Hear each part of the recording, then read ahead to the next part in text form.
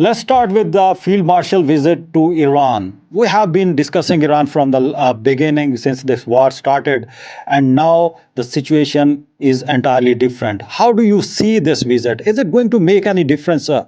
No one really knew about this. Whereas there was this development that was going on, information constantly flows back and forth regarding steps, measures that are taken back and forth between Iran is drawn to Mohsen Naqvi. Unfortunately, it's these alignments that determine how we interact and to try and pour oil over troubled waters. A few days back, there was a news that we will move to Bangladesh as well, but there was also news that emerged that even Iran was asked whether it could choose this Makkah Pact. You see, the Makkah Pact is more symbolic than it is substantial. In Bangladesh can maybe join the pact. Hello and welcome to JP Global. I'm Ayaz Khan. Interesting stories are developing on geostrategic scene. Pakistan Field Marshal Asim Munir is once again in Iran. What is going on? Is there new memorandum of understanding is going to take place or what is going to happen?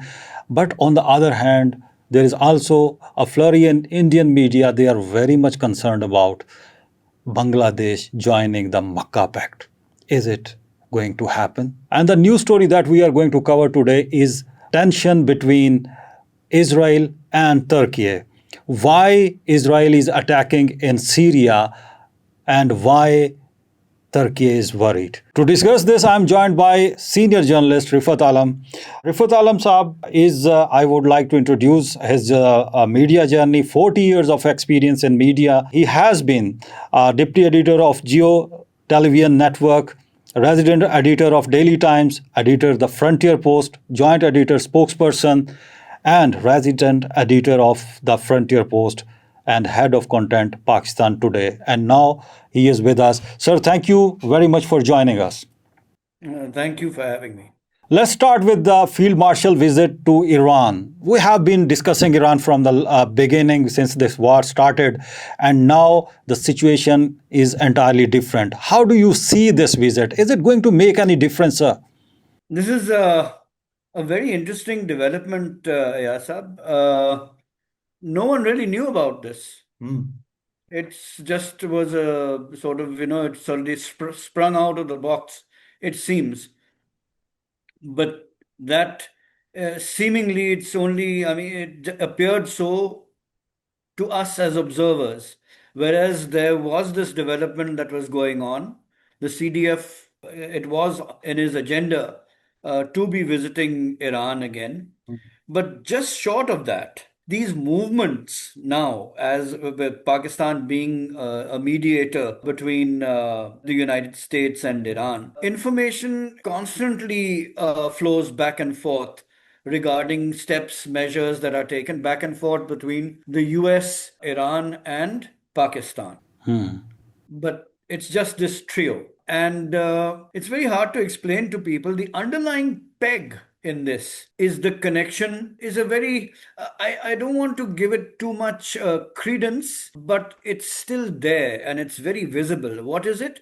It's the Shiite connection between and this and where Iran is drawn to Mohsen Naqvi, the Pakistani interior minister, and he is drawn to Iran, and that is natural. And given our leanings in this region, our religious leanings and alignments, unfortunately, it's these alignments that determine how we interact with various countries. That's very interesting. Sorry to interrupt you because That's one of the determining factors. If you notice, there's not very many trips that the interior minister has made to Turkey, for example. I'm not saying he hasn't, but I mean, it's pretty obvious to anyone. There haven't been that many trips back and forth to and fro in the context that I'm talking about. However, given the Asim Munir visit to Iran, you see, the US, since this information was already shared, the agenda was shared. Donald Trump, in fact, initiated a request to the CDF to mediate once again and to try and pour oil over troubled waters. But that was that was sort of in passing. It wasn't really very substantial.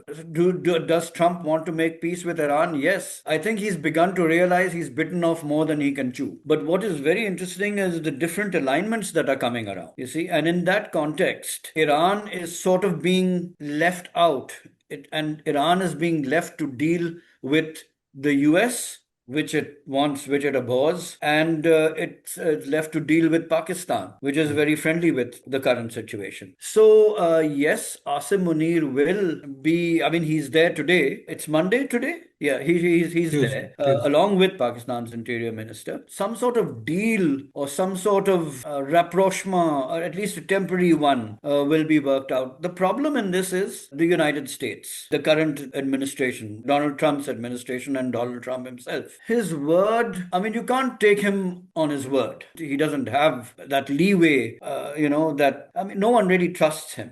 But he hasn't Rifle proven Saab, I would like to say something that a few days back there was a news that we will move to Bangladesh as well. But there was also a news that emerged that even Iran was asked whether it could choose this Makkah Pact, and you were mentioning other things as well. But if there is something like that, is it going to air United States, and whether these countries are going to offer these type of things to Iran? No, what kind of things will they have to offer to I Iran? mean, to join the Makkah Pact. And do what? You see, the Mecca Pact is more symbolic than it is substantial. It's as simple as that. And the sooner we realize that, the better. These are alignments, new alignments being made, as new alignments are being made in Europe and deviating from their dependence on the United States. They've realized that they can't continue to do that because the United States has proven to be an untrustworthy partner. You see, so, and in a similar manner, there are these new alignments that are being made. And since we'll go on to Bangladesh later in our conversation, how will it help? What is the substance? Is it military? No. I mean, yes, the CDF has gone to Iran and will most probably be talking to the Iranians about their satellite, the Houthis, attacking Saudi Arabia because of our pact with Saudi Arabia, because of this tripartite pact. Okay? The only thing that pact has really drawn so far is this point today that CDF Asim Munir will discuss with Iran. Probably, in layman's terms, telling them, please ask your friends to lay off Saudi Arabia. If Iran wants, seriously, it can dissuade the Houthis from attacking Saudi Arabia. But the Houthis are a ragtag bunch disguised as a parallel government in Yemen. So I mean, it's the Houthis are like, for example, like Hamas or Hezbollah, asserting their strength and therefore wresting governance away from legitimate governments. So before we get embroiled in all of that, it's really not that complicated to expect some miracle to pop out, to like a jack in the box to pop out for any of these countries that join the pact. Then again, as I said earlier, okay, now Bangladesh can maybe join the pact, maybe Yeah, Iran can join the pact. but this also indicates that whatever United States has done, one thing is clear that every country is now scrambling for these alliances, and what you mentioned, even Europe is also trying to do. Let's move to the Bangladesh.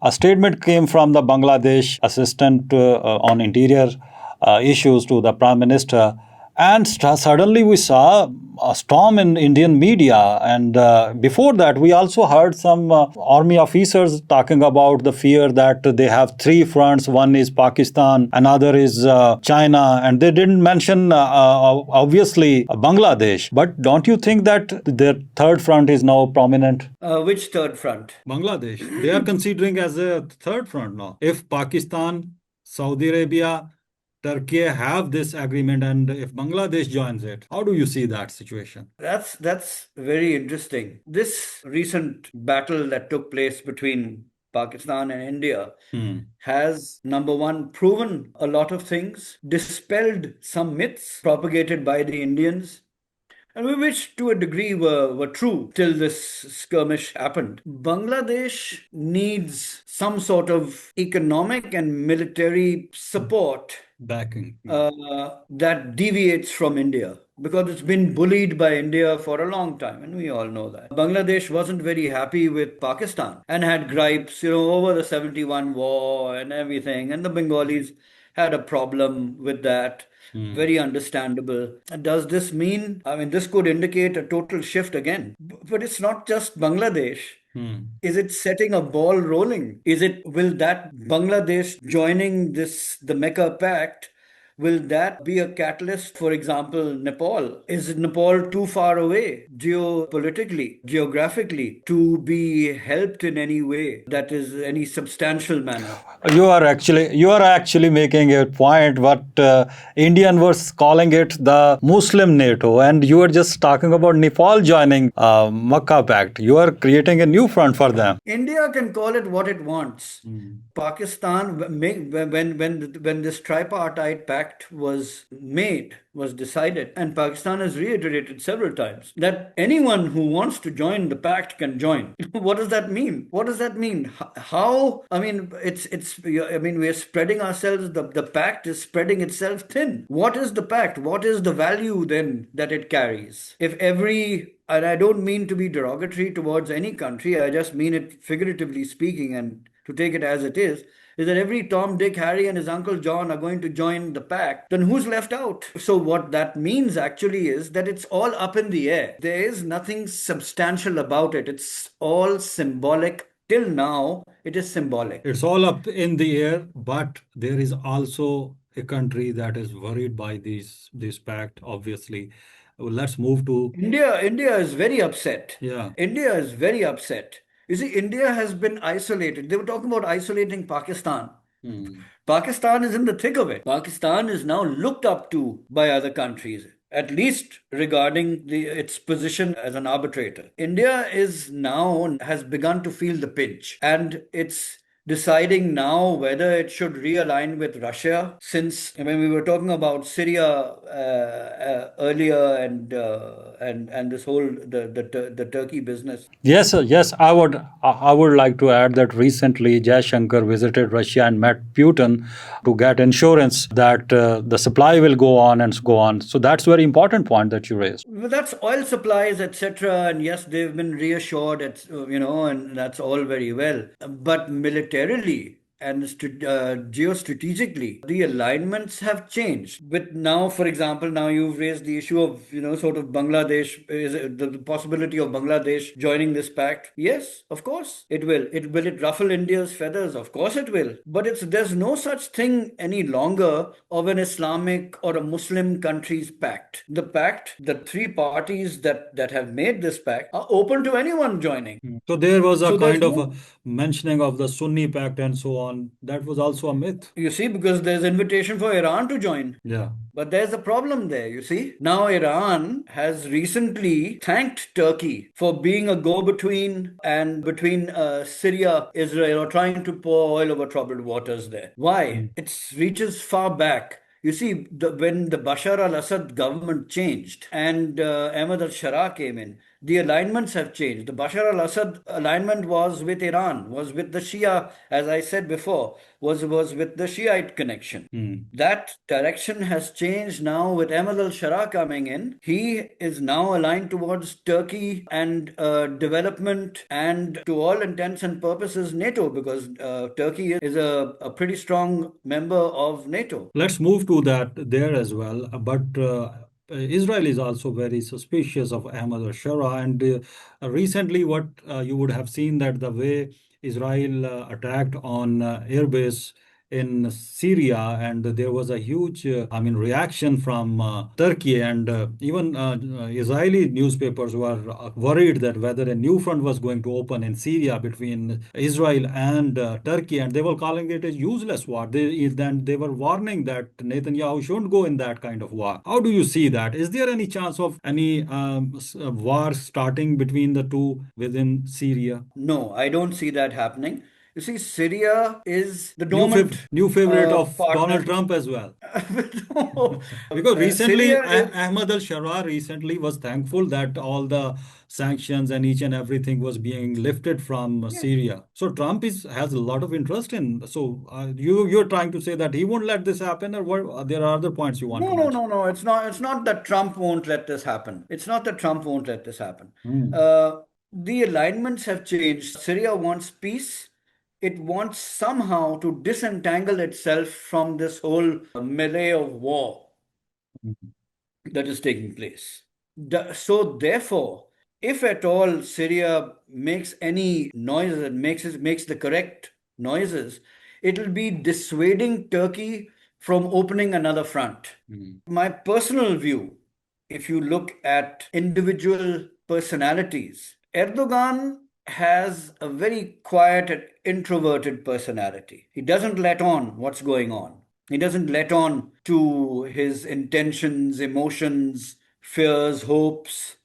Hmm. He'll express them very deadpan when he does. That is the dangerous part because you never know when he can swing where. As for Israel, they are very passionate about what they think, what they plan to do, and what they plan not to do. Are they very open to have they shown all their cards? No, no country does. But still, at least you know in the direction they're going. They might be expansionist. What you see, what Israel's doing is it's trying to create a buffer for itself. And yes, with the settlements and the Israeli government supporting the new settlements, the expansion of those settlements, it's very obvious that they do have expansionist designs, but within a certain parameter, not beyond that. You But see, there they're was bordered there, by there Jordan. but there was another thing that I would ask you is that Donald Trump had a plan in mind that in Lebanon it could bring in Syria to contain the Hezbollah. Do you think that that plan is not going to work? Maybe Syria is not interested in this anymore. Syria's not interested. Donald Trump may dream up plans on his own, Hmm. which have no connection to So that reality that must whatsoever. have hurt Israel to some extent as well. I'll tell you something. When you set jelly, when you make jelly, the dessert, Yeah. so it contains gelatin and it takes a while to gel. And until it does, it's very fluid. Hmm. Okay, so things are settling where they're settling. That is the condition that the world is in right now. And everything that we've discussed, it all leads back to this vacillating, incompetent government administration in America. It all leads back to that. There is nothing concrete. There's nothing that you can bank on because you never know. As I said, we were once before in a program that we had, things are up in the air. No one knows. I mean, no one's asked Israel when the US was trying to, fix things with Iran. Well, what for whatever that's worth. No one asked Israel. And the day after that, Israel went and attacked Iran again. Sorry, the Strait of Hormuz. Hmm. So we can think all we like, and if wishes were horses had wings, horses would fly, or some kind of, I've forgotten that expression. But these are all wishes and hopes. They have no, they're not realistic. Hmm. And they cannot be, nothing can be concrete while Hmm. this gentleman is in government. That is the peg, that's the anchor. You see, had it been a sensible US administration, things probably would have turned out very different. I don't think this attack on Iran, on the Strait of Hormuz at least, would have happened in the first place.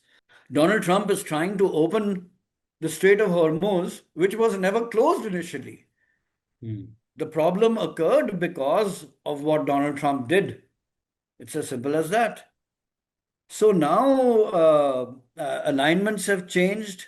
No, since I mean the world now sees that they cannot bank on the United States for any degree of stability Hmm. that has an effect on their countries as well, whether it be Europe, Asia, the Arab states.